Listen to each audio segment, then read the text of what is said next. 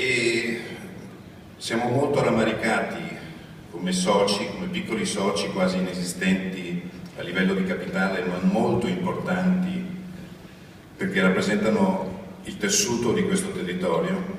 Siamo molto rammaricati perché effettivamente ciò che ci aspettavamo era una verifica dei dati contabili, dei dati di bilancio, per dimostrare la manipolazione dei bilanci effettuati negli ultimi anni, per giungere ad una responsabilità in senso lato, ma soprattutto ciò che desideriamo sottolineare è la mancanza di volontà da parte della socia di maggioranza nel voler approfondire quei temi che sono fondamentali per i soci che invece hanno perso tutto. Certo, lei non ha perso nulla, è entrata adesso, probabilmente alla fine dell'operazione riuscirà non solo a rientrare dei soldi governativi che ha messo, ma probabilmente ci guadagnerà anche. Faccio una brevissima riflessione che dimostra come in questo Paese e questa banca, questo Consiglio conferma quanto è quotidianamente sotto gli occhi di tutti. Un conflitto di interesse che fa spavento.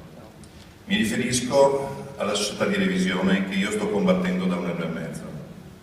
Guarda caso, la Popolare di Vicenza aveva come società di revisione la KPMG. Cosa fa il Consiglio? Nomina Pricewaterhouse per verificare l'operato di KPMG.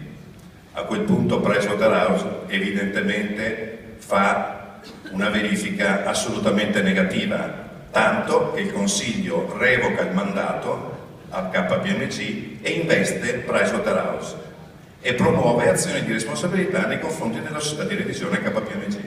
Due pesi, due misure. Ma non è finita qui. Abbiamo fatto delle piccolissime indagini su questa Pricewaterhouse, la prima società di revisione al mondo, e ci siamo accorti che c'è un piccolo problema tutto italiano. Pricewaterhouse, come sappiamo, è stata ed è tuttora incredibilmente società di revisione e certificazione di quei bilanci marci di Veneto Banca.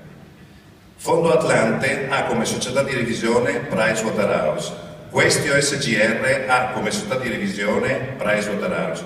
Cassa Depositi e Prestiti ha come società di revisione Pricewaterhouse. Banca d'Italia ha come società di revisione Pricewaterhouse. Voi mi capite che come minimo c'è una inopportunità da parte di questo Consiglio a voler mantenere i rapporti con questa società di revisione che ha certificato, ripeto, quei bilanci che oggi sono oggetto dell'azione di responsabilità, perché le 40 operazioni poste in essere dai vecchi consiglieri di amministrazione hanno portato al falso in bilancio che tranquillamente Pricewaterhouse ha certificato.